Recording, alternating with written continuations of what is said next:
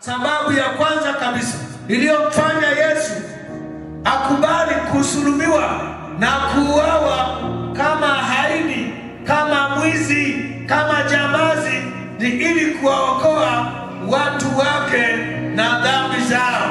Kwa mujibu wa Biblia, kitabu cha Mathayo sura ile ya kwanza mstari wa 20 mpaka 21, kitabu cha Biblia kinasema hivi: basi alipokuwa akifikiri hayo, tazama, malaika wa Bwana alimtokea katika ndoto akisema, Yusufu mwana wa Daudi, usihofu kumchukua Mariamu mkeo, maana mimba yake ni kwa uweza wa Roho Mtakatifu.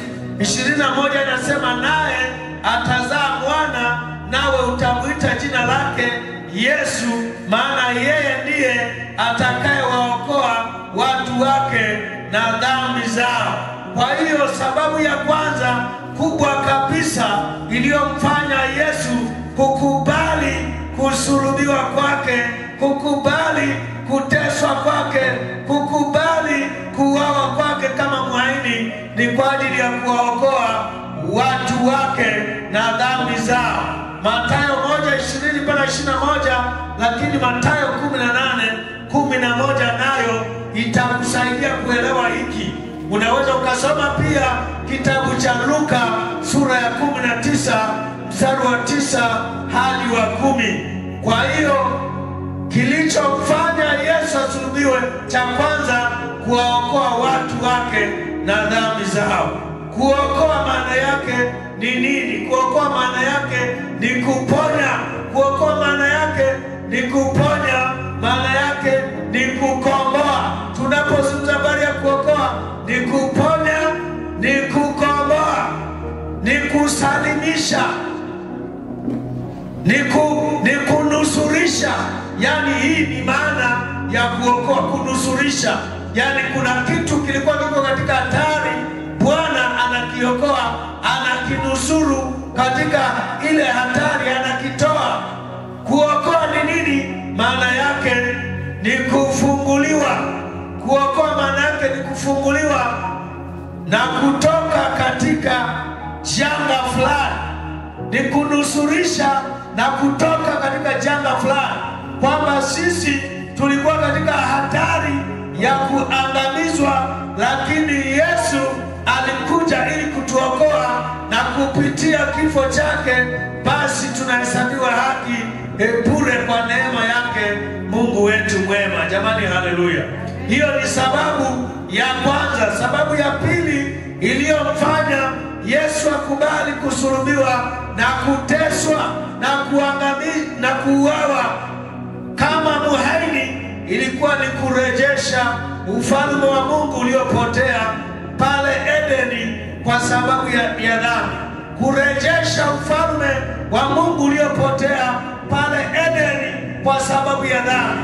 Kurejesha ufalme wa Mungu ulioondolewa pale Edeni kwa sababu ya dhambi. Hii ni sababu kubwa kabisa ya pili ambayo kwangu mimi naiona ni kubwa. Ni kitabu cha Mathayo sura ya 3 mstari wa 2 na kitabu cha Mathayo sura ya 4 mstari wa 17.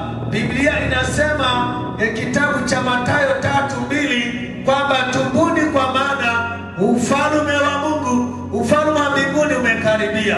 Haya ni maneno aliyoyasema Yohana Mbatizaji aliyemtangulia Yesu kwa ajili ya kumtengenezea mapito. Lakini Yesu naye alipokuja, Mathayo 4:17 anasema, na huu ndio ulikuwa ujumbe wake wa kwanza. Biblia inasema tokea wakati huo Yesu alianza kuhubiri na kusema, tubuni kwa maana ufalme wa mbinguni umekaribia. Ufalme wa Mungu umekaribia. Tubuni kwa maana ufalme wa Mungu umekaribia. Ufalme wa Mungu uliondolewa pale Edeni baada ya dhambi kutendwa, uliondolewa, haukuwepo tena. Kwa hiyo Yesu anapokuja, alikuja ili kurejesha pia ufalme wa Mungu ulioondolewa pale Edeni kwa sababu ya dhambi. Hivi ufalme wa Mungu ni nini? Tunapozungumza ufalme wa Mungu, maana yake nini? Nataka nikusaidie kuelewa jambo hili. Tunapozungumza habari ya ufalme wa Mungu, kuondolewa pale Edeni, ufalme wa Mungu ni nini? Ufalme wa Mungu ni haki na amani na furaha katika Roho Mtakatifu. Huu ndio ulioondolewa, uliopotea pale Edeni. Ufalme wa Mungu ni nini? Ni haki na amani na furaha katika Roho Mtakatifu. Huo ndio ufalme wa nini jamani? Ufalme wa Mungu. Kitabu cha Warumi sura ile